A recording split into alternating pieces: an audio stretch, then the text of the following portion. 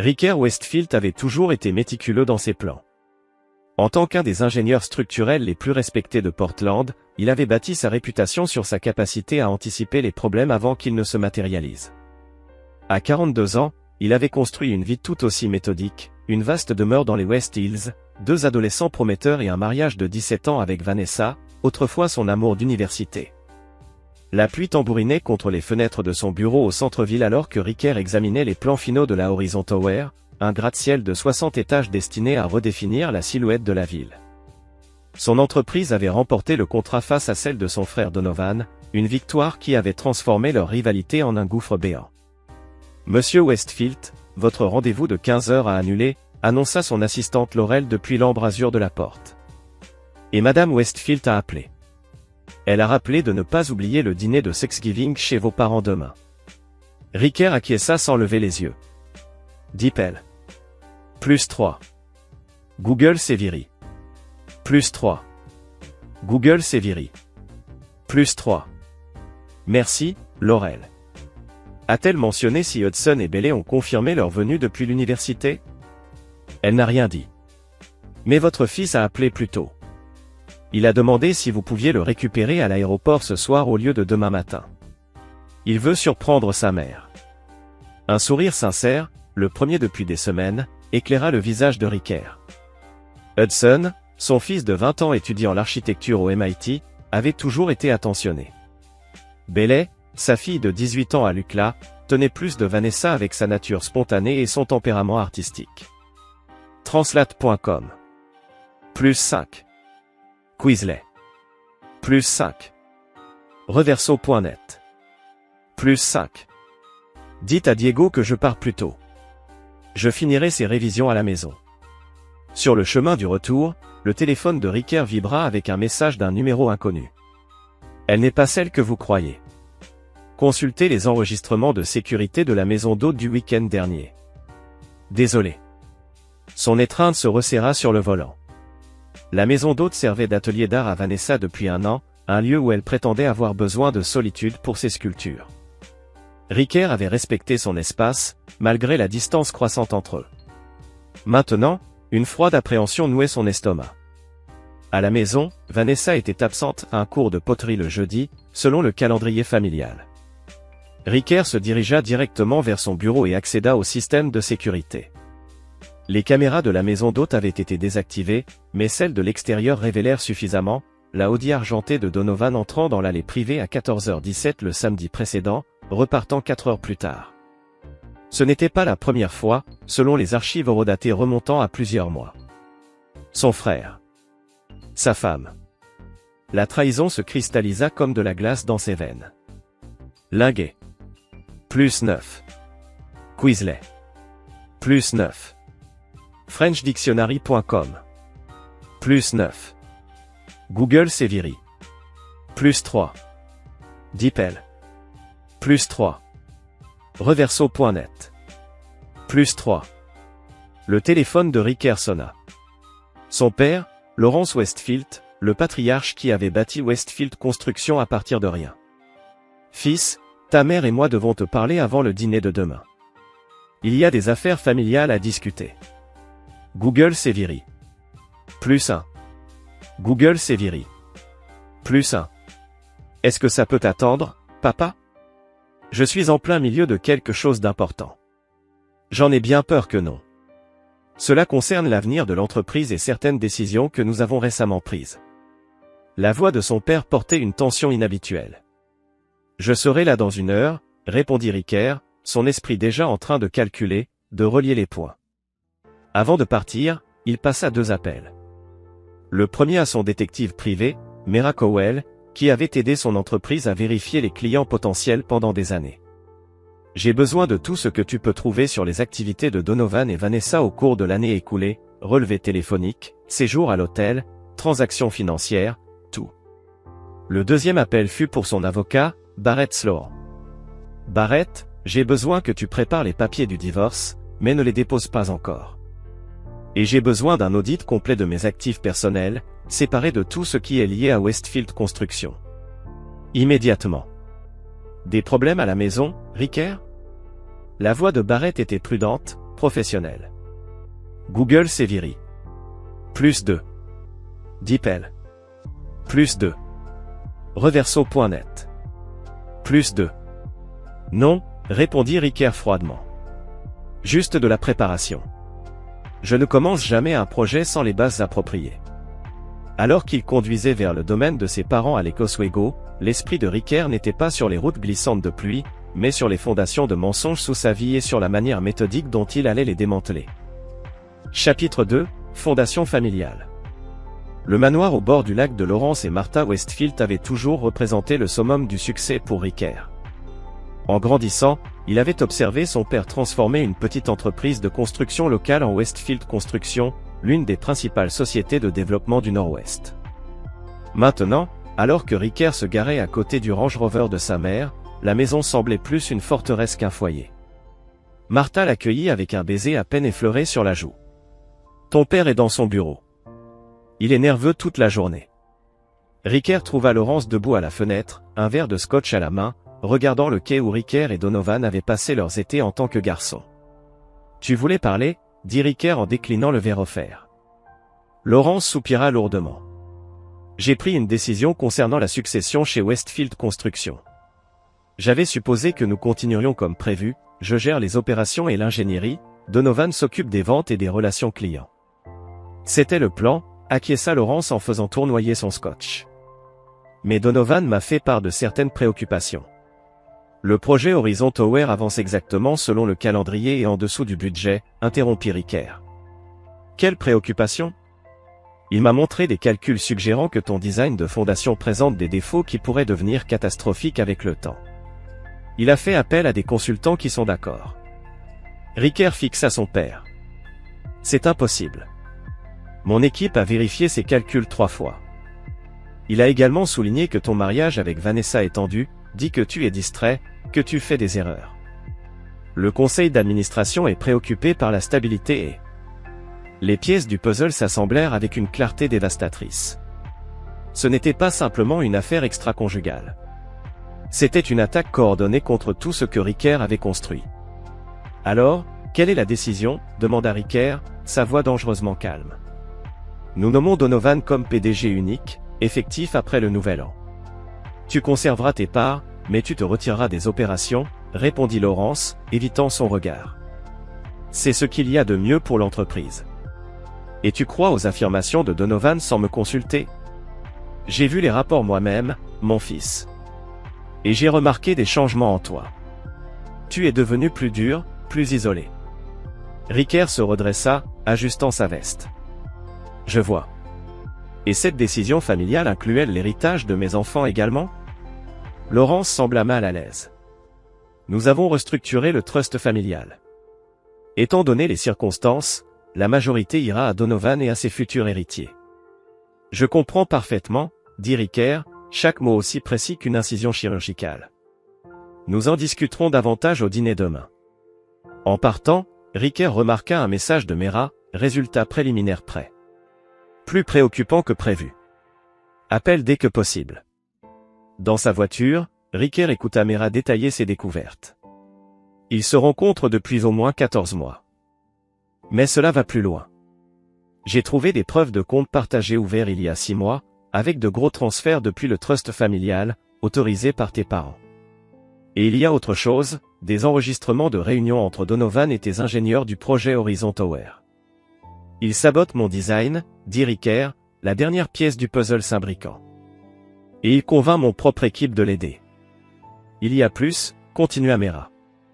Ta fille Bailey est en contact régulier avec Donovan, le rencontrant lorsqu'elle rentre de l'université. Et le vol de ton fils a été modifié. Il arrive en fait demain matin, pas ce soir. La trahison s'étendait comme une onde de choc. Même ses enfants étaient pris dans cette toile. Continue à creuser, ordonna Ricker. Je veux connaître tous les impliqués. De retour chez lui, Ricker contourna la maison principale et se dirigea vers le studio de la maison d'amis. Utilisant sa clé de propriétaire rarement utilisée, il entra dans l'espace autrefois simple chambre d'amis et salon. Maintenant, il était transformé, chevalet, sculpture en argile et fournitures artistiques éparpillées. Mais ce n'était pas l'art qui attira son attention. Sur le bureau reposaient des plans architecturaux, des brouillons de la Horizon Tower avec des modifications subtiles mais critiques de son design original. Des modifications qui introduiraient les mêmes défauts que Donovan avait découverts. À côté, un document légal avec la signature de Vanessa, transférant sa part de leurs actifs communs vers un nouveau compte. Ricker prit des photos de tout, prenant soin de ne pas perturber les preuves. Puis il s'assit dans l'obscurité grandissante, formulant l'architecture de sa riposte. Lorsque Vanessa rentra à la maison, il l'accueillit avec un sourire maîtrisé, discutant des plans pour Thanksgiving comme si rien n'avait changé. Hudson a envoyé un message disant qu'il a hâte de nous voir, mentionna-t-il négligemment. Vraiment, répondit Vanessa, sans le regarder. C'est merveilleux. Un autre mensonge. Une autre confirmation. Cette nuit-là, alors que Vanessa dormait, Ricker passa un dernier appel à un vieil ami d'université qui s'était tourné vers la sécurité numérique après un passé trouble. Nash, j'ai besoin d'un système qui capture et archive les communications de certains appareils sans détection. Et j'en ai besoin opérationnel d'ici demain matin. C'est juste, Ricker. Et probablement pas entièrement légal. Je rendrai cela rentable. C'est personnel. N'en dis pas plus. Je serai là à 6 heures. À l'approche de minuit, Ricker se tenait à la fenêtre de son bureau à domicile, observant les lumières de la ville en contrebas. La famille en qui il avait confiance avait construit une trahison élaborée. Demain, lors du dîner de Thanksgiving, ils tendraient leur piège, mais ils avaient oublié la règle la plus importante de l'ingénierie, toujours prévoir des contre-mesures. Chapitre 3, la révélation de Thanksgiving. Le jour de Thanksgiving se leva avec une morosité appropriée. De lourds nuages menaçaient le genre de déluge pour lequel Portland était célèbre. Dès midi, Nash avait installé un logiciel de surveillance indétectable sur les appareils de Vanessa et placé des équipements d'enregistrement discrets dans toute la maison. Ricker avait également transféré des fonds substantiels vers des comptes auxquels lui seul pouvait accéder, une mesure préventive contre l'étranglement financier qu'il anticipait. « Tu es sûr que c'est nécessaire ?» demanda Nash, une inquiétude évidente sous son attitude professionnelle. « Plus que nécessaire », répondit Ricker. « C'est une question de survie. » À 15 heures, la famille Westfield se rassembla dans le domaine de Laurence et Martha. Donovan arriva tôt, aidant Martha dans la cuisine tout en lançant des regards victorieux à Ricker.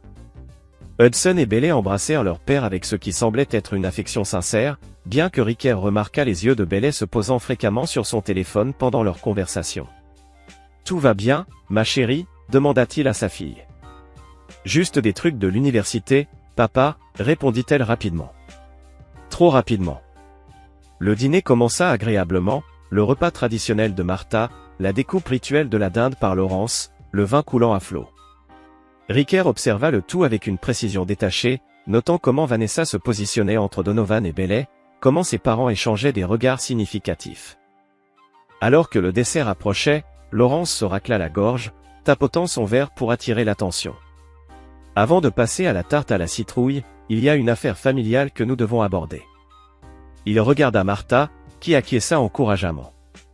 Ricker, je sais que nous avons discuté de certains changements hier, mais après mûre réflexion, ta mère et moi pensons qu'une action plus décisive est nécessaire. Ricker sirota son eau, le visage impassible. Nous te retirons du testament, déclara Laurence, sa voix se durcissant. Ton frère mérite tout après ce que tu as fait. Ce que j'ai fait? Ricker haussa un sourcil. Le projet Horizon Tower est compromis à cause de ta négligence, intervint Donovan.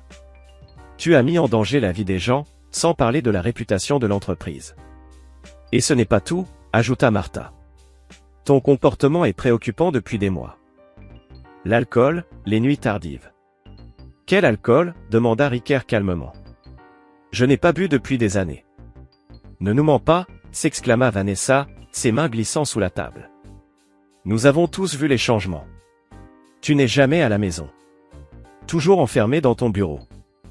Ricker remarqua les doigts de sa femme s'entrelacer avec ceux de Donovan sous la nappe, un geste censé être caché mais visible de son angle. Hudson, Bailey, s'adressa-t-il calmement à ses enfants. Étiez-vous au courant de cette réunion familiale? Son fils sembla confus, mais Bailey ne put soutenir son regard. Bailey s'inquiète pour toi aussi, papa, dit Vanessa. Nous le sommes tous. C'est pourquoi nous avons pris des dispositions. Laurence continua.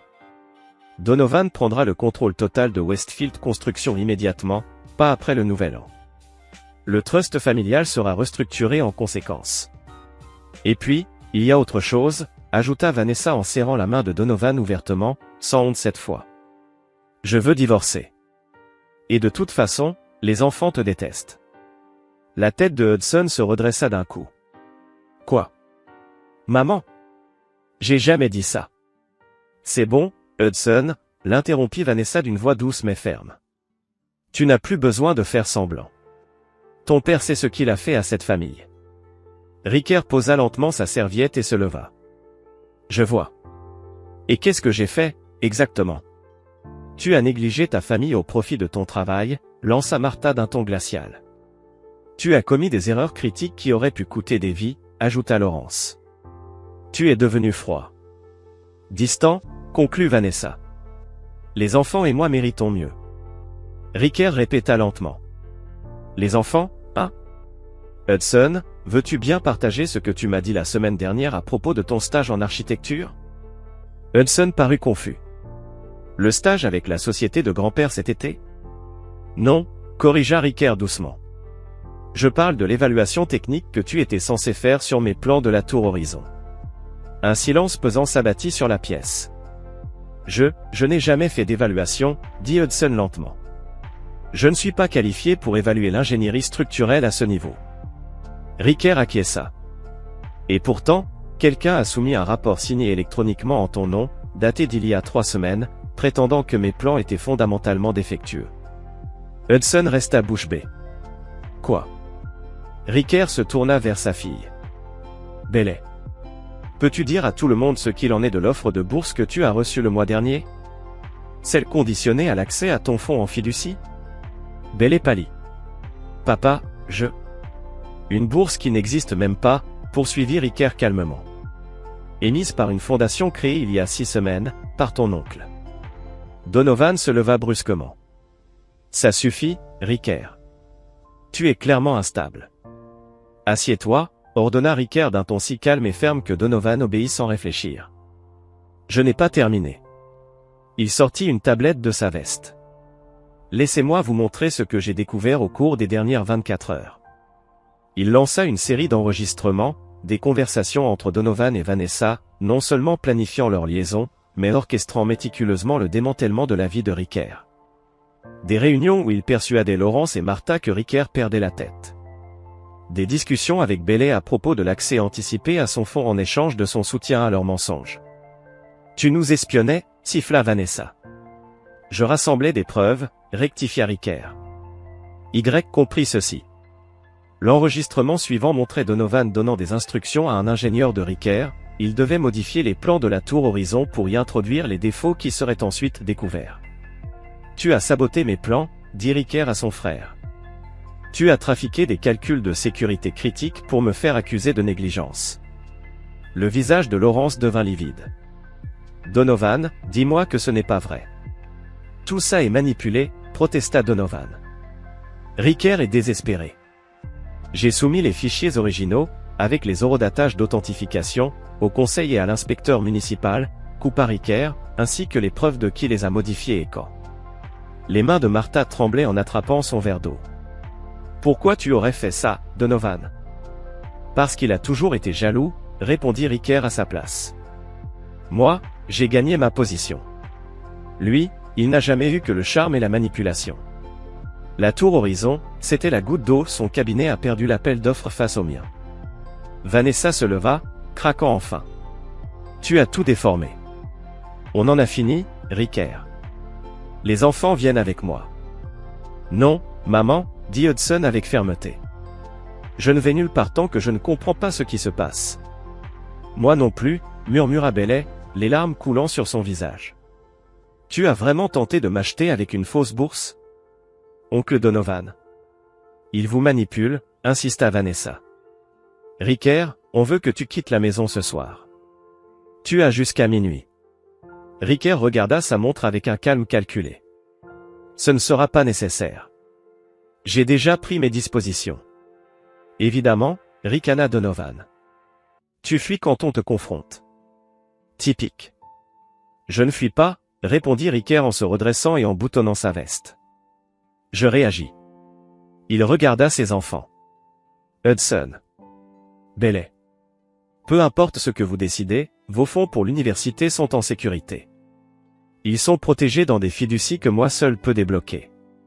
Personne, ni votre mère, ni vos grands-parents, ne peut y toucher. Tu ne peux pas simplement prendre leur argent, cria Vanessa. Ce n'est pas leur argent, répondit Ricker froidement. C'est l'avenir de mes enfants. Financé avec mes revenus de consultant indépendant, totalement distincts de Westfield Construction. Puis il se tourna vers ses parents. Quant à l'entreprise et au fonds familial, j'ai donné instruction à mes avocats d'engager les procédures dès demain matin. Les preuves de falsification des plans de la Tour Horizon relèvent de la fraude pénale. Tu n'oserais pas, murmura Laurence, blême. C'est déjà fait, confirma Ricker. Les autorités sont informées. Nous sommes ta famille, protesta Martha. Vous avez cessé de l'être quand vous avez conspiré contre moi, répondit Ricker, sans émotion. Il regarda une dernière fois ses enfants. Hudson. Bailey. Je serai à l'hôtel Sentinelle, si vous souhaitez me parler. C'est votre décision. Et alors qu'il quittait la maison familiale, des décennies d'histoire semblaient se détacher de ses épaules. Dans sa voiture, il regardait la pluie couler sur le pare-brise, brouillant la vue de la maison où il avait un jour cru à des liens indestructibles. Son téléphone vibra. C'était Barrett. Toutes les dispositions sont en place, confirma-t-il. Tout était lancé. Alors que Ricker s'éloignait du domaine familial, les téléphones des membres de la famille s'illuminèrent un à un. Des messages automatisés, déclenchés par son départ, enclenchaient la cascade de conséquences qu'il avait élaborée durant la nuit. À peine arrivé sur l'autoroute, son père avait déjà appelé 13 fois. Ricker laissa chaque appel aller vers la messagerie. Lawrence Westfield découvrait que son fils aîné venait d'effectuer une prise de contrôle silencieuse de Westfield Construction à travers des votes par procuration et des options d'action verrouillées. Le point final d'un plan d'urgence mis en place des années plus tôt, mais qu'il n'avait jamais pensé devoir utiliser. Le délai de minuit passerait sans incident. Et au matin, aucun d'entre eux ne reconnaîtrait plus leur vie. Chapitre 4. L'architecte se révèle. 3 jours après Thanksgiving, Ricker était assis dans le bureau de Barrett Sloan, examinant les effets en cascade de ses actions. Les fenêtres du cabinet, du sol au plafond, offraient une vue panoramique sur le ciel pluvieux de Portland, et au loin, la tour Horizon en construction. Le conseil a voté à l'unanimité la destitution de Donovan et votre réintégration au poste de PDG, annonça Barrett en faisant glisser des documents sur la table. Les droits de vote de votre père ont été suspendus temporairement, le temps de l'enquête pour fraude. Les inspecteurs municipaux ont confirmé que vos plans initiaux étaient conformes. La construction reprend demain sous votre supervision directe. Ricker hocha la tête, impassible malgré la satisfaction intérieure. Et le divorce? Vanessa conteste tout, comme prévu. Elle a engagé Tessa Monroe. Le requin, commenta Ricker. Tessa Monroe était célèbre pour obtenir des accords féroces. Laissez-la faire. On est prêt. Barrett hésita un instant. Il y a autre chose. Votre fille, Bailey, a demandé un rendez-vous seul. Sans que sa mère ne le sache. C'était inattendu. Depuis Thanksgiving, Hudson avait pris contact à plusieurs reprises, mais Bailey, elle, était restée silencieuse apparemment du côté de Vanessa et Donovan. Elle est ici, en fait. Dans la salle de conférence. Bailey paraissait plus jeune que ses 18 ans, recroquevillée dans un fauteuil en cuir trop grand pour elle, vêtue d'un sweat éclat. Quand Ricker entra, elle ne se leva pas. « Maman croit que je visite des appartements pour le prochain semestre, dit-elle directement. Et ce n'est pas le cas ?» Bailey glissa une clé USB sur la table. « Je t'apporte ça. » « Qu'est-ce que c'est ?»« Tout. Leurs plans. Leurs conversations. Je les enregistre depuis septembre. » La façade maîtrisée de Ricker se fissura un instant. « Tu savais, tout ce temps ?» Les yeux de Bailey, si semblables aux siens, se durcirent. « Oncle Donovan m'a approché l'été dernier avec cette histoire de bourse. Quelque chose ne collait pas.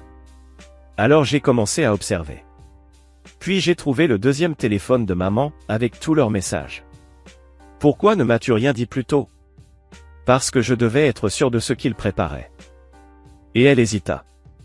Je ne savais pas de quel côté me ranger. Ses mots étaient clairs, mais son regard trahissait une tempête intérieure. Tu as toujours été tellement concentré sur le travail, papa. Parfois, j'avais l'impression que tes immeubles comptaient plus que nous. La vérité de cette phrase le transperça plus profondément que n'importe quelle trahison. Mais alors qu'il s'apprêtait à répondre, Bailey l'interrompit, déterminé. Laisse-moi finir. Sa voix tremblait de colère contenue. J'étais assez en colère pour écouter quand ils ont commencé à dire que tu étais instable. Mais ensuite, l'oncle Donovan m'a demandé de mentir, de dire que tu m'avais raconté des choses sombres. Des choses effrayantes. Elle tapota la clé USB posée sur la table. Il y a bien plus que leur liaison là-dedans. Ils avaient prévu de te faire interner, papa. Contre ton gré. Ricker sentit une fureur glaciale se cristalliser dans sa poitrine. Ils avaient des médecins prêts à te diagnostiquer de délire paranoïaque. C'est pour ça qu'ils voulaient que tu partes avant minuit. Bailey hocha la tête. Une clinique psychiatrique privée dans l'est de l'État de Washington. Maman a signé les papiers comme ton plus proche parent. Ils allaient prétendre que tu avais menacé de te suicider. Ricker fut momentanément incapable de parler. L'ampleur de la trahison dépassait même ce qu'il avait osé imaginer. Bailey poursuivit, sa voix plus douce. Il y a autre chose que tu dois savoir. Hudson n'était au courant de rien. Ils l'ont gardé complètement dans l'ombre, pensant qu'il ne coopérerait pas. Il croyait sincèrement que tu travaillais trop, que tu avais besoin d'aide. Et maintenant, il est anéanti. L'oncle Donovan a tenté de le convaincre que tu avais fabriqué les preuves. Mais Hudson est assez intelligent pour voir clair là-dedans. Il loge chez un ami. Il refuse de parler à maman ou aux grands-parents. Ricker observa sa fille comme s'il la voyait vraiment pour la première fois, non seulement ses traits physiques, mais son esprit stratégique, son courage. Pourquoi tu me dis tout ça maintenant? Bailey perdit brièvement sa contenance. Parce qu'ils ne vont pas s'arrêter, papa. Ils sont désespérés. Et j'ai peur de ce qu'ils pourraient faire ensuite. Tu veux rester avec moi à l'hôtel? Elle secoua la tête. Non. Je dois rester proche d'eux pour continuer à rassembler des informations. Sois juste prudent. Après le départ de Bailey, Ricker examina le contenu de la clé USB avec Barrett. Ce qu'ils découvrirent dépassait le cadre d'une trahison familiale, c'était une conspiration criminelle. Des preuves de pots de vin versés par Donovan à des fonctionnaires municipaux. Des transferts d'argent depuis les comptes de Ricker vers des comptes à l'étranger orchestrés par Vanessa. Des plans détaillés pour faire déclarer Ricker inapte mentalement. Barrett, le visage fermé, lâcha gravement. C'est un tout autre niveau. Il faut prévenir les autorités. Pas encore, répondit Ricker. Une nouvelle architecture prenait forme dans son esprit. Ils m'ont montré de quoi ils étaient capables. Je vais leur rendre l'appareil. Ce soir-là, dans sa suite d'hôtel, Ricker reçut une visite inattendue. Hudson se tenait dans le couloir, trempé par la pluie, le visage marqué par des nuits sans sommeil. « Je peux entrer ?» demanda-t-il simplement. Ricker s'écarta, observant son fils faire les 100 pas dans le salon, cherchant ses mots. « Je ne savais rien de tout ça. » Il marqua une pause. « Je te jure que je te crois. » Bailey m'a montré une partie de ce qu'elle a trouvé. Il secoua la tête, incapable de continuer. « Assieds-toi, dit Ricker en lui versant un verre d'eau. Tu as l'air épuisé. » Hudson s'exécuta. « J'essaie de comprendre comment tout ça a pu arriver. Pourquoi maman ferait ça? » Sa voix se brisa. « Hier, elle m'a dit que tu étais violent depuis des années. Que tu l'avais menacée, elle et Bailey. C'est pour ça qu'elle s'est tournée vers l'oncle Donovan. Et tu la crois? » Hudson soutint le regard de son père. « Non. Je ne t'ai jamais vu hausser le ton, encore moins lever la main. Mais elle était tellement convaincante. Si je ne te connaissais pas mieux. » Ils sont désespérés, dit Ricker, reprenant les mots de Bailey. Ils ont perdu leur avantage initial. Alors maintenant, ils essaient de contrôler le récit. Qu'est-ce que tu vas faire? Ricker considéra son fils brillant, honnête, peut-être un peu trop confiant comme lui, autrefois. Je vais démanteler tout ce qu'ils ont construit. Pièce par pièce. Il le fixa. La vraie question, c'est, de quel côté es-tu? Hudson ne prit même pas une seconde. Avec toi. Toujours avec toi. Riker hocha la tête, un mélange étrange de fierté et de regret dans les yeux. Ses enfants étaient pris dans une guerre qu'ils n'avaient pas choisie. Alors j'aurais besoin de ton aide. Mais il faut que tu comprennes une chose. Il se pencha en avant, captant toute l'attention de son fils. Ce que je m'apprête à faire va bien au-delà des recours légaux. Il n'y aura pas de pardon à la fin de cette route. Après ce qu'ils t'ont fait, je n'en attends pas. Parfait, répondit Riker en ouvrant son ordinateur portable. Parce que nous allons nous assurer qu'ils ne s'en relèveront jamais. Chapitre 5, les plans de la rétribution. Durant la semaine suivante, Riker transforma sa suite du Sentinel Hotel en centre de commandement. Officiellement, il avait repris son rôle de PDG de Westfield Construction. Mais en privé, il est œuvré à une chose bien différente, la destruction méthodique de tous ceux qui l'avaient trahi. Barrett Sloan, son avocat, recula devant la stratégie proposée. En tant qu'avocat, je ne peux pas être impliqué.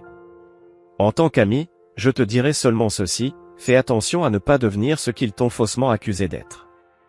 Je comprends. Considère notre relation professionnelle en pause. À sa place, Riker constitua une nouvelle équipe. Nash, pour la cybersurveillance. Mera Cowell, pour les enquêtes. Hudson, pour l'analyse des failles familiales. Bailey, en infiltré derrière les lignes ennemies. On a confirmé que tes parents ont liquidé une grosse partie de leurs avoirs, rapporta Mera lors d'un appel sécurisé. Ils transfèrent l'argent à l'étranger, en prévision des retombées de l'enquête pour fraude. Peut-on tracer les fonds? C'est déjà fait, répondit Nash. Il passe par un banquier privé à Genève, Preston Holiday. Il gère les comptes cachés de Lawrence depuis des années. Des comptes cachés? Demanda Hudson, choqué. Grand-père disait toujours que la transparence était la base de l'éthique professionnelle. Un autre mensonge, répondit Riker froidement. Ton grand-père a entretenu des comptes fantômes depuis avant ta naissance. De l'optimisation fiscale devenue de la fraude. Je remonte des transferts vieux de 15 ans, ajouta Nash. Y compris des virements vers des sociétés écrans aux îles Caïmans, appartenant à ton oncle Donovan. Il détournait des fonds de l'entreprise tout en m'accusant de mauvaise gestion, demanda Hudson, incrédule. La diversion parfaite, confirma Riker. Bailey rejoignit l'appel vidéo tardivement, parlant à voix basse depuis sa chambre familiale. Maman a vu Donovan aujourd'hui. Ils veulent vendre la maison de Portland et déménager à Seattle. Et ils envisagent de faire déclarer Hudson inapte aussi, sous prétexte qu'il est sous ton influence. C'est absurde. J'ai 20 ans, protesta Hudson. Ils disent que papa te manipule. Peut-être même avec des drogues, expliqua Bailey.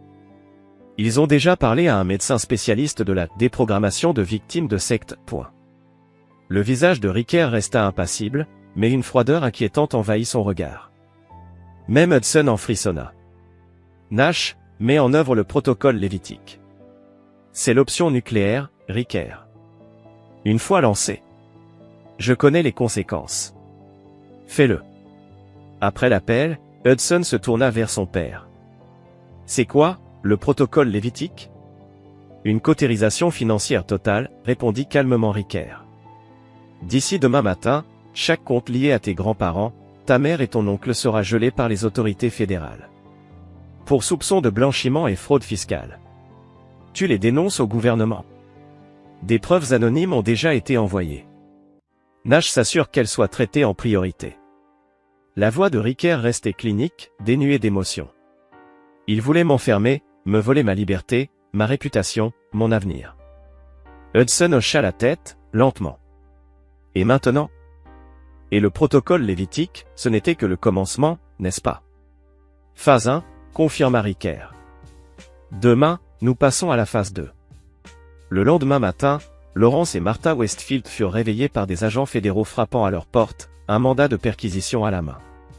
Au même moment, de l'autre côté de la ville, Vanessa constata avec stupeur que ses cartes de crédit étaient refusées alors qu'elle tentait de régler un petit déjeuner avec un célèbre avocat spécialisé dans les divorces.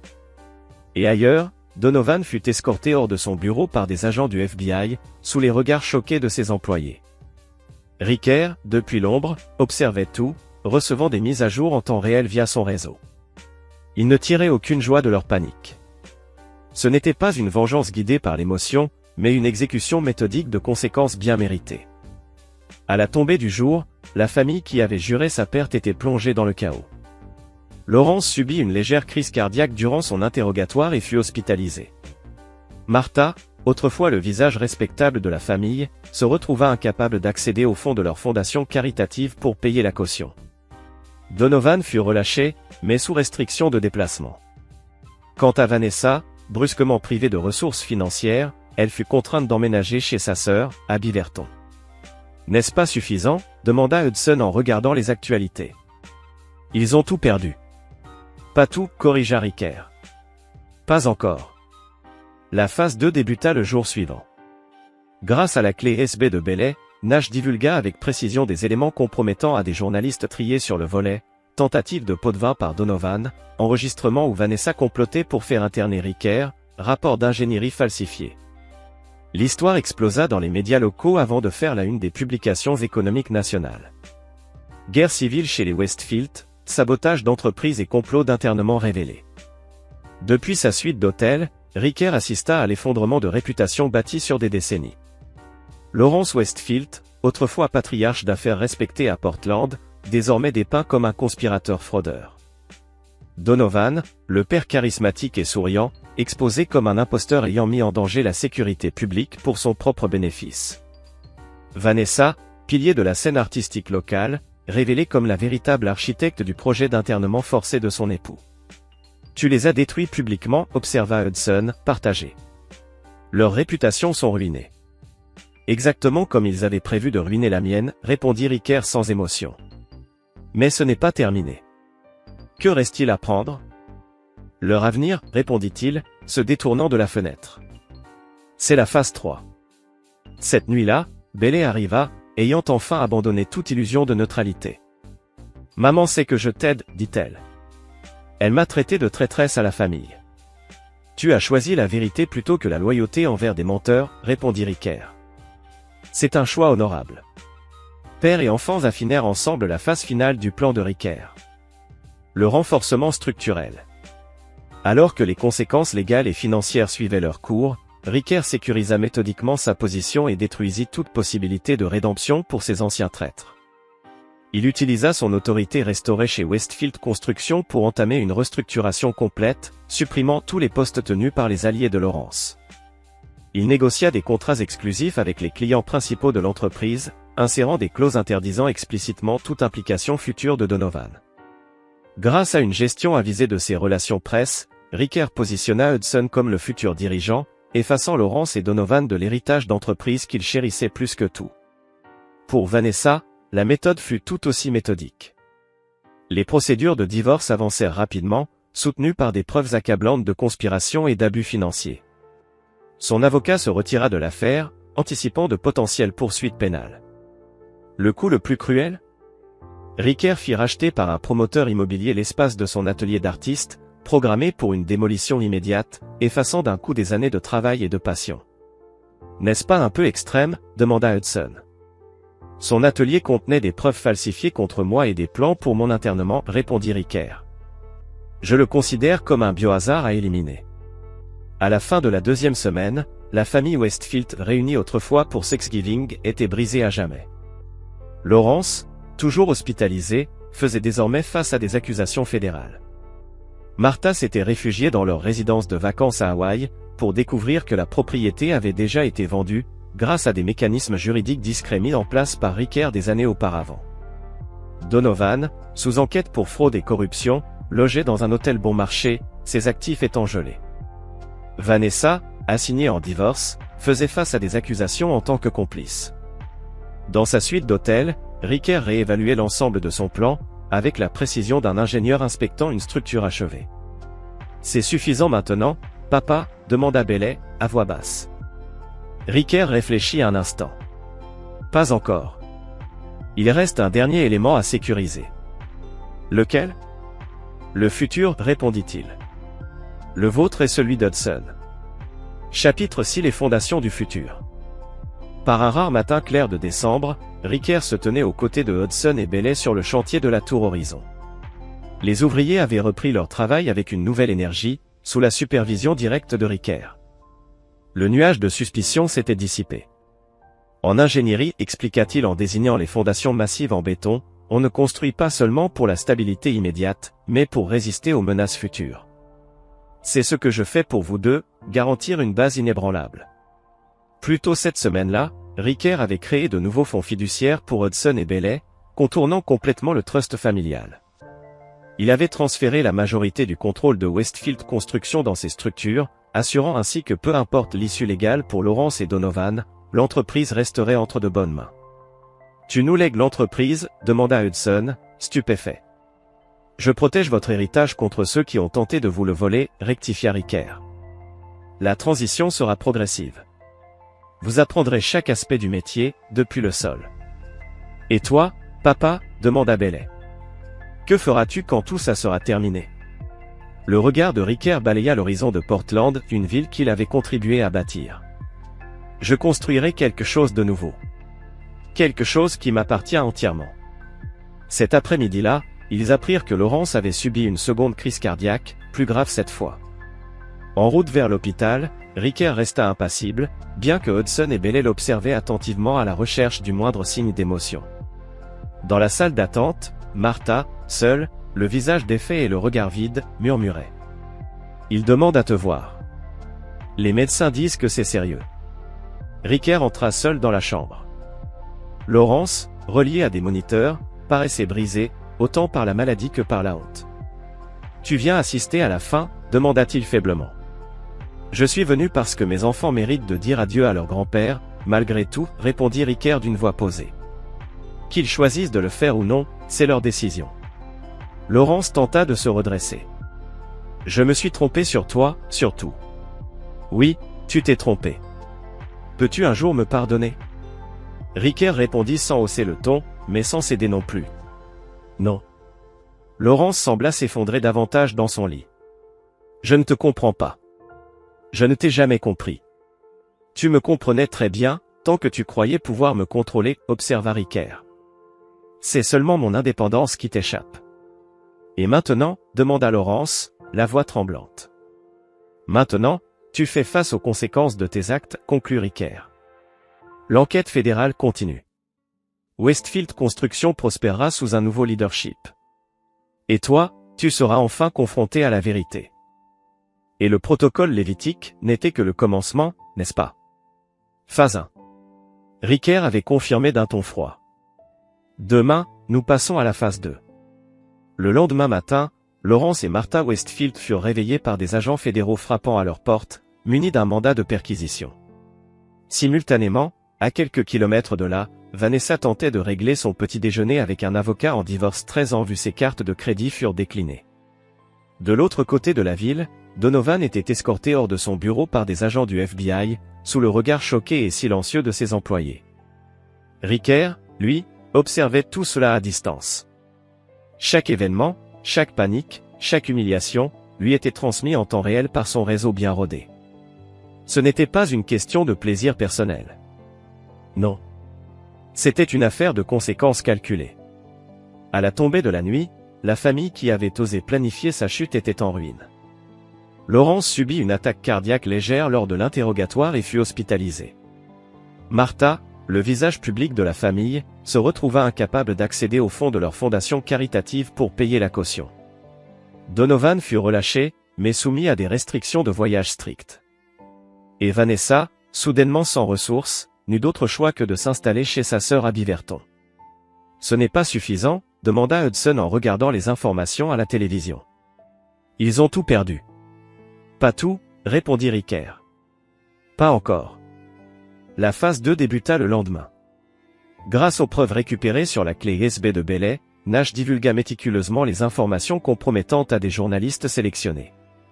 Tentative de corruption de la part de Donovan envers des responsables municipaux. Enregistrement de Vanessa discutant de plans pour faire interner Ricker de force. Rapport d'ingénierie falsifié. L'histoire explosa d'abord dans les médias locaux, puis gagna la presse économique nationale. Guerre civile au sein de la famille Westfield. Sabotage d'entreprise. Complot pour internement forcé dévoilé. Depuis sa suite d'hôtels, Ricker regardait les réputations bâties sur des décennies s'écrouler. Lawrence Westfield, autrefois patriarche vénéré du monde des affaires à Portland, maintenant dépeint comme un conspirateur évadant les impôts. Donovan, le père charismatique de l'ère moderne, révélé comme un escroc ayant mis en danger la sécurité publique pour son profit personnel. Vanessa, autrefois figure emblématique du milieu artistique local, désormais reconnue comme la chef d'un plan visant à faire interner son propre mari contre sa volonté. « Tu les as détruits publiquement », observa Hudson, troublé. Leur réputation est en miettes. « Tout comme ils avaient prévu de détruire la mienne », répondit Ricker sans émotion. « Mais nous n'en avons pas encore fini. Il reste quoi à prendre ? Leur avenir. » Ricker se détourna de la fenêtre. C'était la phase 3. Ce soir-là, Bailey arriva. Elle avait enfin abandonné toute prétention de neutralité. « Maman sait que je t'aide, dit-elle. Elle m'a traité de traîtresse à la famille. Tu as choisi la vérité plutôt que la loyauté envers des menteurs, corrigea Ricker. Il y a de l'honneur dans ce choix. Ensemble, le père et ses enfants peaufinèrent la dernière phase du plan de Ricker, celle qu'il appelait le renforcement structurel. Alors que les conséquences juridiques et financières continuaient de tomber, Ricker sécurisa méthodiquement sa position, annihilant toute possibilité de retour pour ses traîtres. Grâce à son autorité restaurée chez Westfield Construction, il lança une restructuration totale éliminant tous les alliés de Lawrence.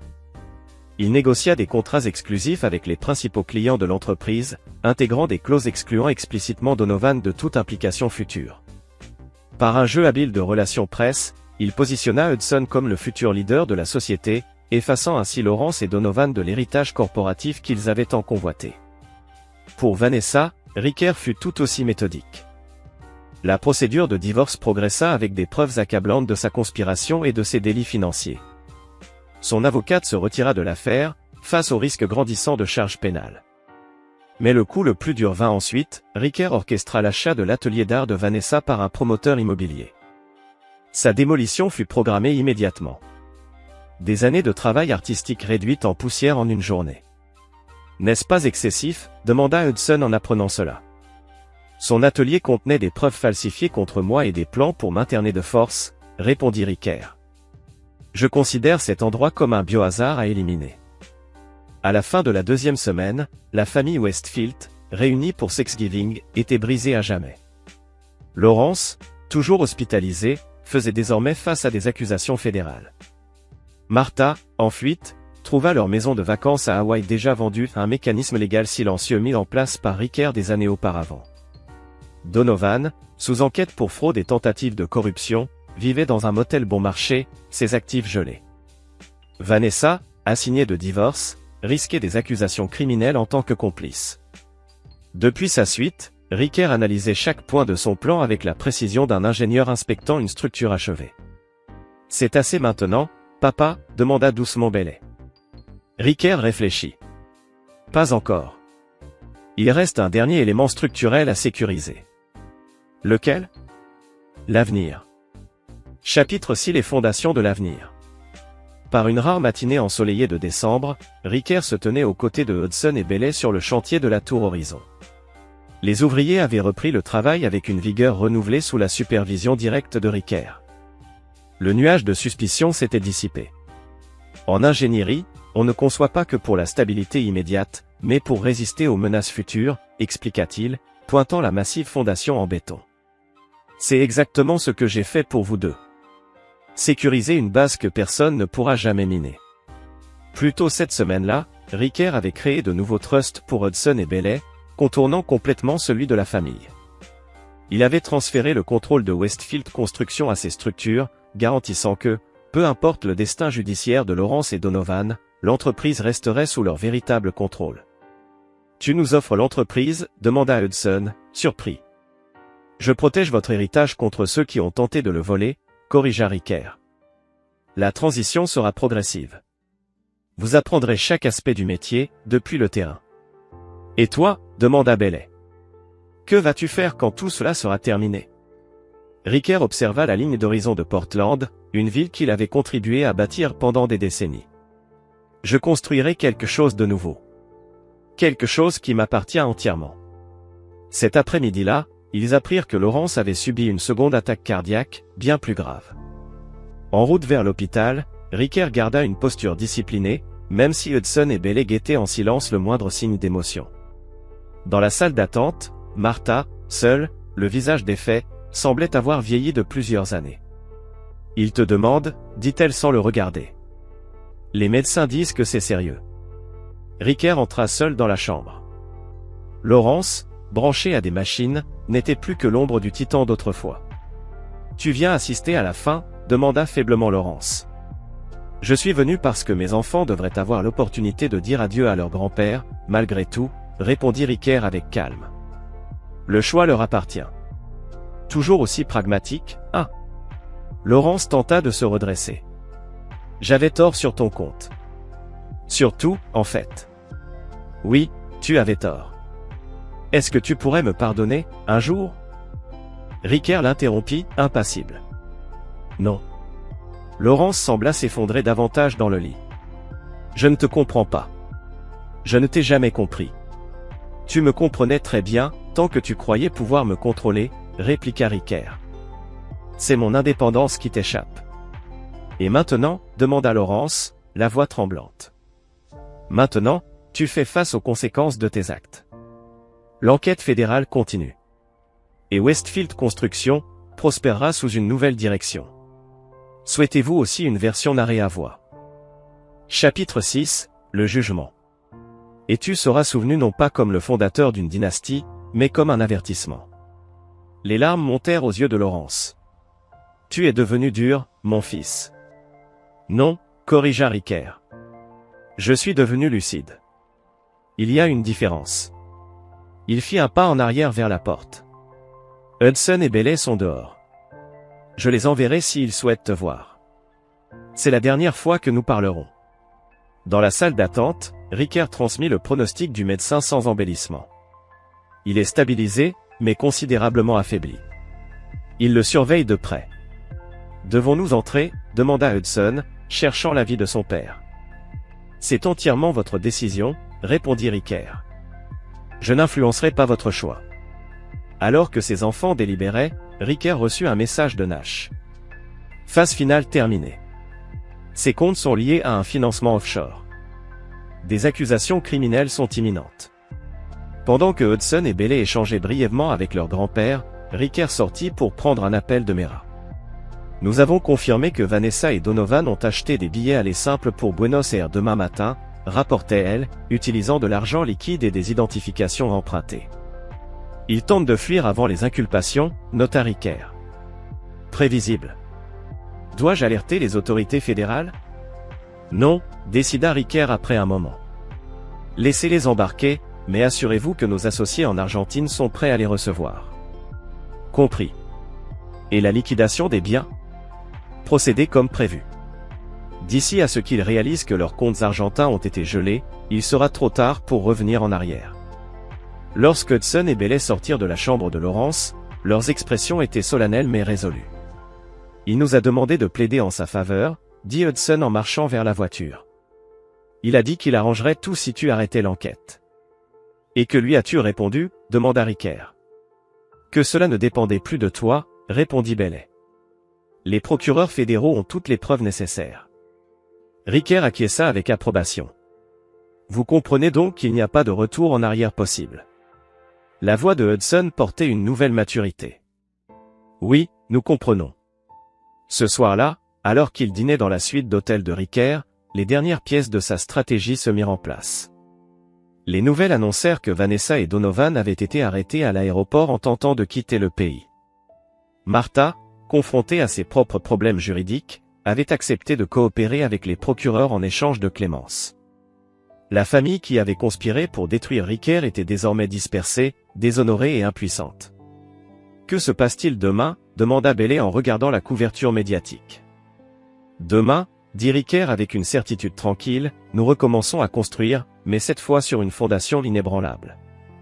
Hudson leva son verre d'eau. À l'architecte de la justice. Ricker accepta le toast avec un léger hochement de tête. Dans son esprit, il concevait déjà les structures d'une nouvelle vie, construite non sur les sables mouvants d'une loyauté familiale factice, mais sur le roc de la clarté absolue. Chapitre 7, Démolition. 3 mois après Thanksgiving, l'hiver avait relâché son emprise sur Portland, laissant place aux premiers signes timides du printemps. La tour Horizon avait atteint son 40e étage, s'élevant contre la ligne d'horizon comme un témoignage de la réhabilitation de Ricker.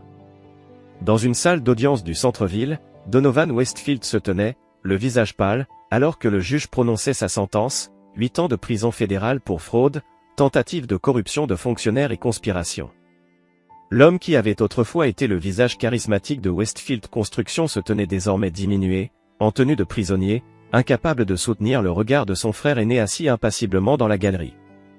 À l'extérieur du palais de justice, les journalistes assaillaient Ricker de questions sur la condamnation de son frère. « Monsieur Westfield, avez-vous un commentaire sur la sentence ?»« Seulement que justice a été rendue, » répondit Ricker avec sa retenue caractéristique. Westfield Construction reste engagé à reconstruire la confiance avec nos clients et la communauté. Allez-vous rendre visite à votre frère en prison? L'expression de Ricker resta neutre. Notre relation s'est terminée le jour où il a choisi de mettre en danger la sécurité publique pour un gain personnel. Dans la voiture, Hudson étudia le profil de son père. Tu n'as pas mentionné les autres accusations, celles liées à ce qu'il prévoyait de te faire personnellement.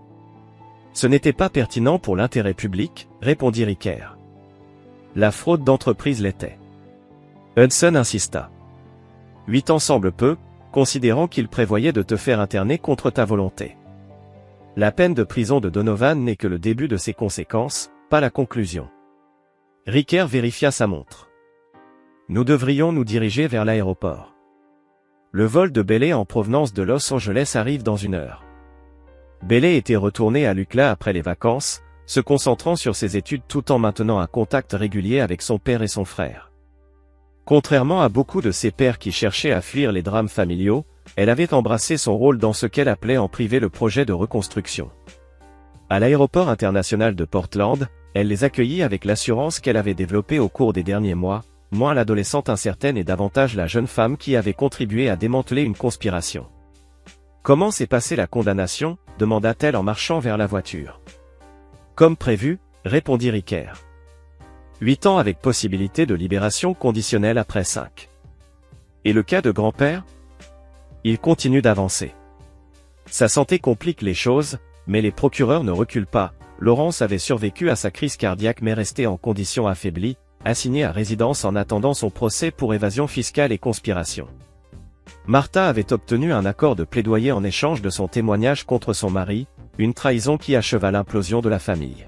« Et maman ?» demanda Bailey, sa voix soigneusement neutre. Ricker jeta un coup d'œil à sa fille. Son procès commence le mois prochain. Le procureur a indiqué qu'ils chercheront la peine maximale pour son rôle dans le plan d'internement. 5 ans, ajouta Hudson. Plus des pénalités financières. Bailey acquiesça, traitant cette information avec la même approche analytique que Ricker avait observée en lui-même. Chapitre 8, Intégrité structurelle. Par une lumineuse matinée de juin, le siège de Westfield et Associés ouvrit ses portes. Occupant les 3 derniers étages d'une tour moderne du centre-ville, l'édifice offrait une vue panoramique s'étendant du mont Hood jusqu'au fleuve Columbia. Le nom, choisi après mûre réflexion, rendait hommage à l'héritage familial tout en marquant une distinction claire avec Westfield Construction, désormais vendu à un conglomérat de Chicago pour une somme record. Ricker se tenait dans son nouveau bureau, aux côtés de Hudson et Bailey, alors que l'élite économique de Portland et les médias se rassemblaient pour la réception d'ouverture. L'espace reflétait parfaitement son esthétique, lignes épurées, matériaux naturels et fonctionnalités absolues sans excès. À l'image de l'homme lui-même, le design ne révélait que ce qu'il souhaitait montrer. Bailey, ajustant la cravate déjà impeccable de son père, demanda avec nervosité, « Tout va bien. » Concentré, corrigea Ricker, esquissant un léger sourire en réponse à sa taquinerie. Les 2 derniers mois avaient apporté une résolution finale à la saga familiale des Westfield. Laurence avait plaidé coupable à des charges réduites, bénéficiant d'une assignation à résidence en raison de sa santé déclinante. Martha s'était installée en Arizona, coupée de ses cercles sociaux et de sa vie antérieure. Vanessa avait écopé d'une peine de 4 ans, avec possibilité de libération conditionnelle après 18 mois. La famille qui avait conspiré contre Ricker n'existait plus que dans la périphérie de son monde. Les conséquences avaient été appliquées, la justice rendue. La réception se déroula avec la précision que Riker exigeait de tous ses projets. Hudson, désormais âgé de 21 ans et s'affirmant dans son rôle de directeur des opérations, présenta les projets inauguraux de la firme aux clients potentiels.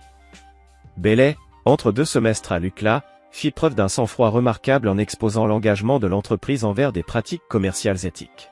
« Vous les avez bien formés », observa la mère Talia Winters en rejoignant Riker près de la fenêtre. « Difficile de croire que ce sont les mêmes enfants que j'ai rencontrés lors d'événements caritatifs il y a à peine un an. » « Ils se sont adaptés aux circonstances changeantes », répondit diplomatiquement Riker. La mère le scruta avec une curiosité franche. « Vous savez, Riker, la moitié de la ville vous craint désormais. L'autre moitié veut percer vos secrets. Vous avez démantelé systématiquement l'une des familles les plus établies de Portland sans jamais élever la voix ni montrer une once de faiblesse. » J'ai simplement répondu à une provocation, observa Riker d'un ton égal. Tout ingénieur comprend que chaque action produit une réaction égale et opposée. C'est donc cela, juste de la physique? La mère Winters esquissa un léger sourire. Le procureur me dit que Vanessa a demandé une autre rencontre avec vous. C'est la 3e fois ce mois-ci. Et ma réponse reste la même. Elle prétend avoir des informations sur d'autres conspirateurs, des personnes qui ont aidé votre frère et vos parents. Riker se tourna vers la mère. Si elle détient des informations pertinentes pour les enquêtes en cours, elle devrait les fournir aux autorités compétentes. Je n'ai aucun intérêt pour des négociations privées. Alors que la mère s'éloignait pour saluer d'autres invités, Barrett Sloan s'approcha accompagné d'un homme distingué que Riker ne reconnaissait pas. « Riker, j'aimerais vous présenter Wesley Durham, » dit Barrett. Il est le conseiller juridique principal de Meridian Développement. Il recherche un ingénieur en architecture pour leur projet de front de mer à Vancouver. Meridian était l'un des rares grands promoteurs du Nord-Ouest Pacifique à n'avoir jamais collaboré avec Westfield Construction, étant resté fidèle à un concurrent pendant des décennies. « Monsieur Westfield, » dit Durham en tendant la main, « votre réputation vous précède. »« Pour le meilleur ou pour le pire », répondit Riker en serrant la main offerte. « Pour le meilleur, selon notre estimation. Meridian apprécie les individus qui maintiennent leurs principes, quel qu'en soit le coût. » L'évaluation de Durham était directe et professionnelle. Seriez-vous intéressé à examiner nos concepts préliminaires? Le projet nécessite quelqu'un avec votre exactitude. Je serais heureux de planifier une réunion la semaine prochaine, répondit Riker. Hudson devrait se joindre à nous également. Il prendra la tête du développement de nouveaux projets. Alors que la réception se poursuivait, Riker se déplaça parmi la foule avec aisance, ni cherchant ni évitant l'attention. Il n'avait jamais été le visage charismatique de l'entreprise familiale. Ce rôle appartenait à Donovan. Lui avait toujours été sa fondation, son intégrité structurelle. Désormais, cette force était révélée plutôt que dissimulée. Plus tard dans la soirée, après le départ des invités, Riker s'assit avec Hudson et Bailey dans le salon privé du bureau. Les lumières de Portland scintillaient en contrebas, y compris celles de la prison du comté où Donovan était temporairement détenu avant son transfert en prison fédérale. Quelque part en ville, Vanessa attendait dans la chambre d'amis de sa sœur, son avenir réduit à l'espoir d'une peine réduite. La demeure au bord du lac de Lawrence et Martha restait vide, figée dans une incertitude juridique. Riker ne ressentait aucune satisfaction face à leur souffrance, seulement une certitude froide que la justice avait été précisément calibrée. Il avait conçu leur chute avec la même attention méticuleuse qu'il apportait à ses projets d'ingénierie, calculant les capacités de charge, identifiant les faiblesses structurelles, appliquant une pression aux points exacts jusqu'à ce que l'effondrement devienne inévitable. Demain apporterait de nouveaux défis, de nouvelles opportunités de construire. Mais ce soir, debout au-dessus de la ville alors que ses enfants planifiaient leur avenir commun à l'intérieur, Riker Westfield s'accorda un moment de clarté parfaite. Il n'avait pas seulement survécu à leur trahison. Il l'avait transcendé. Chapitre 9, le jugement de minuit. Dans la salle de conférence, Hudson et Bailey examinaient les résultats de la journée. Meridian est un client potentiel majeur, nota Hudson en faisant défiler les informations sur sa tablette. Si nous obtenons leur projet à Vancouver, cela pourrait ouvrir la voie à leur réaménagement de Seattle l'année prochaine. Nous avons reçu 14 demandes officielles de la part des participants aujourd'hui, ajouta Bailey. En plus de 3 autres provenant d'anciens clients de Westfield Construction qui souhaitent vous suivre plutôt que de rester avec la nouvelle direction. Riker acquiesça avec approbation.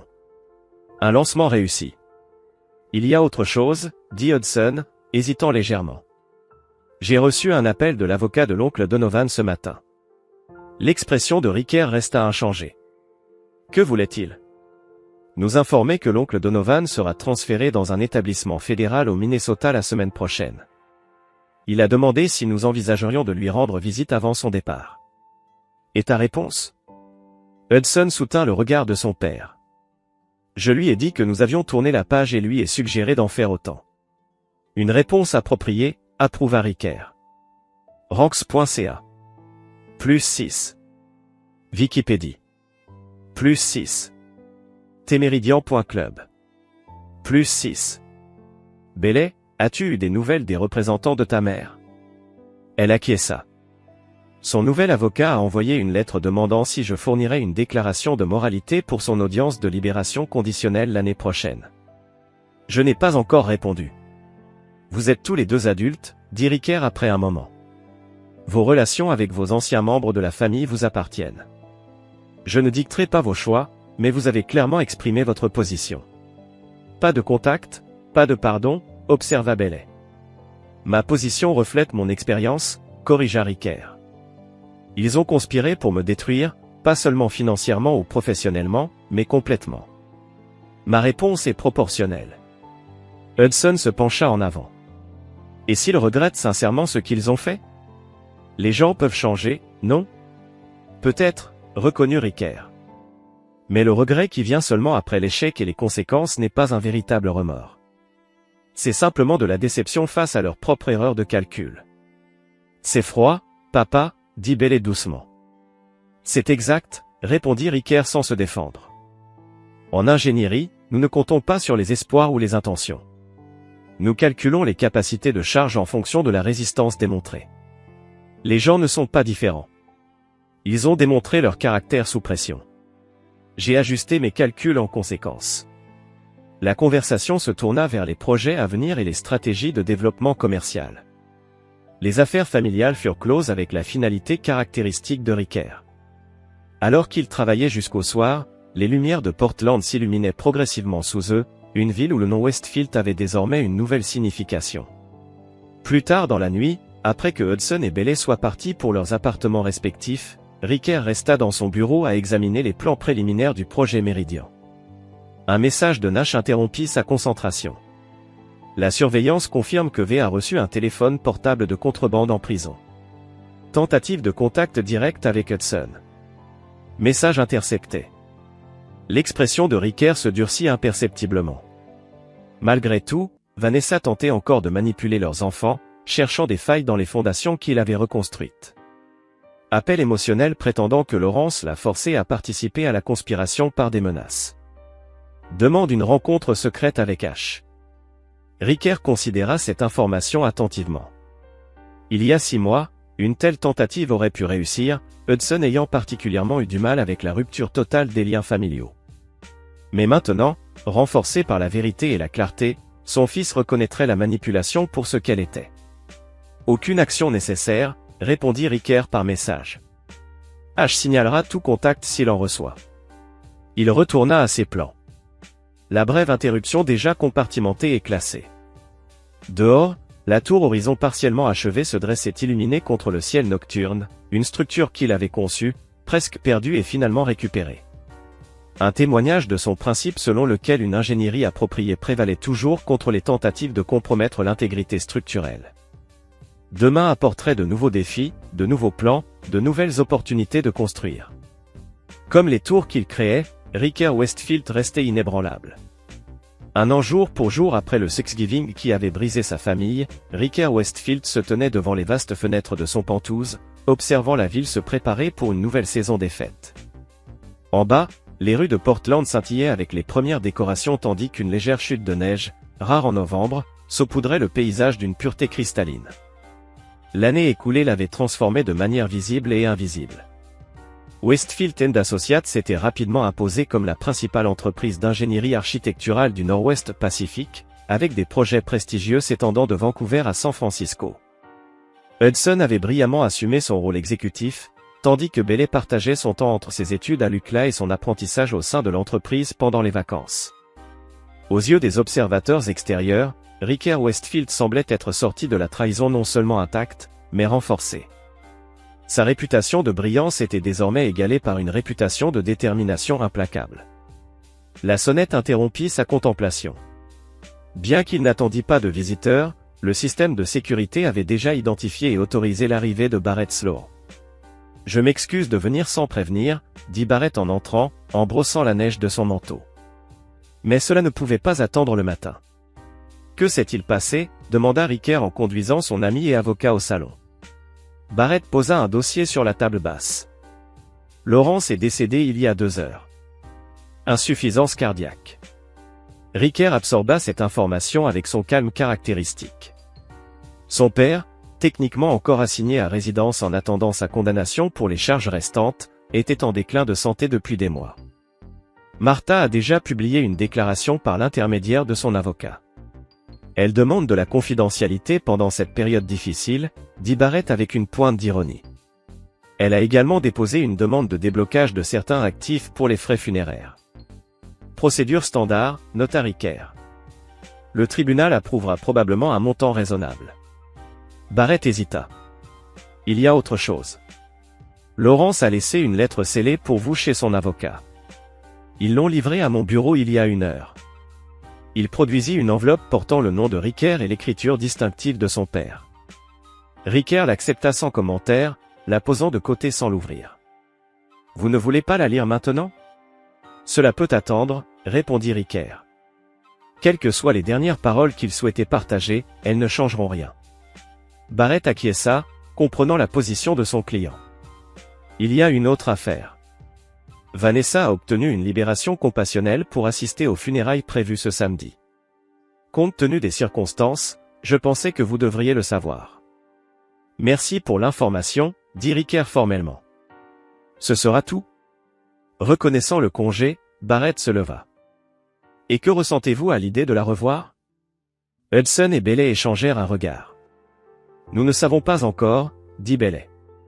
Une part de moi veut tourner la page, l'autre pense qu'il n'y a plus rien à dire. Ricker acquiesça. Je respecte votre choix. Certaines trahisons ne se pardonnent pas. Après le petit déjeuner, ils passèrent en revue les projets en cours. Westfield & Associates prospérait sous la direction d'Hudson et Bailey. Ricker lut ensuite la lettre de son père Laurence, écrite avant sa mort, pleine de regrets et d'aveux, la peur, la trahison, la vengeance. Mais aussi un dernier appel à la compréhension et à la paix. Le samedi, lors des funérailles, Hudson et Bailey dirent adieu, tandis que Vanessa tenta de les approcher sans succès. Plus tard, Vanessa appela Ricker, exprimant ses regrets et lui demandant s'il avait envisagé le pardon. Ricker répondit simplement que non. La nuit continua, et Ricker, concentré sur ses projets, comprit qu'il s'était reconstruit plus fort que jamais, avec Hudson et Bailey comme partenaires. Il était devenu l'architecte d'un avenir solide, fondé sur la justice et sans place pour le pardon. Merci d'avoir suivi cette histoire. Abonnez-vous et partagez vos impressions. Although I don't think... Turn 'em up and dying, poggers! Let's go! An actual gift! I thought for sure it was gonna be a fucking wither or some horse shit. Okay, chat. I'm gonna leave it up to you guys. Am I allowed to respawn some of the items that just deleted themselves?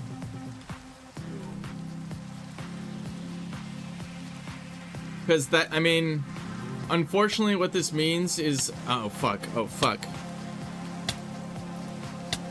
Why, Blue Crab? I thought you were... You were supposed to destroy the Sith, not join them. Oh. Okay. Okay. No, it's much more funny if you can't. Alright. I think this is it. I think this is it. I got double poison. No. Come on. It's over. Oh, okay, poison doesn't kill. That's right. What? Oh, I thought in hardcore poison does kill. But I guess not. Alright, well, I mean, chat, I guess that means we... Oh, I almost took half a heart of fall damage right there.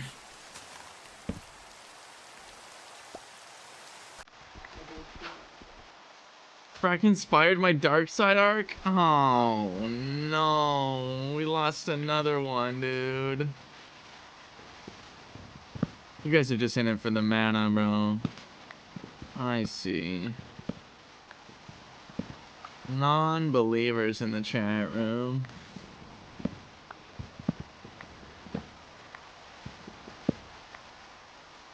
I can basically keep you at half a heart if he wants. That is true. He can just hold me here.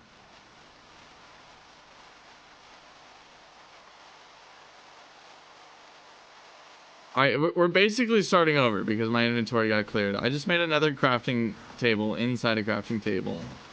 If you can't tell, I'm a little frazzled.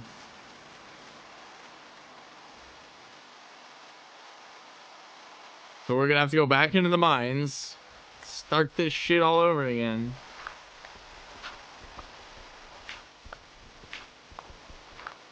I will be putting like a 60-second cooldown on clutter after this. This has been an eye-opening experience. God, I lost everything. I have no coal, I have no iron, I have no gold, I have no diamonds. Oh yeah, whatever, man.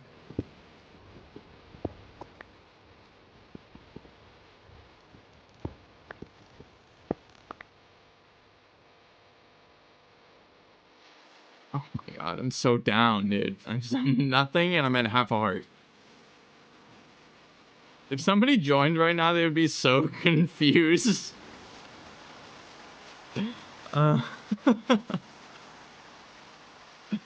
Why is this dude at half a heart with a totem of undying, 6 hearts, an axolotl, and nothing else?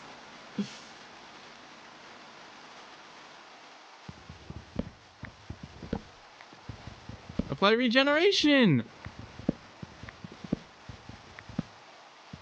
Oh my god, are we back?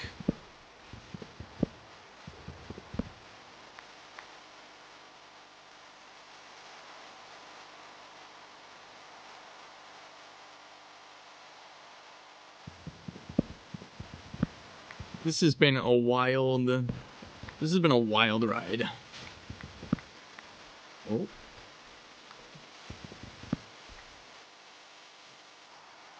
World 11 has been crazy.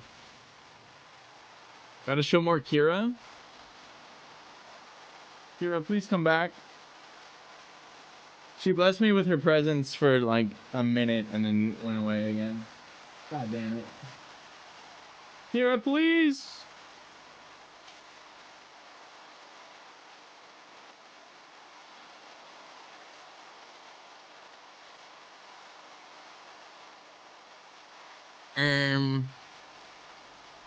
Wait, no, I already did that.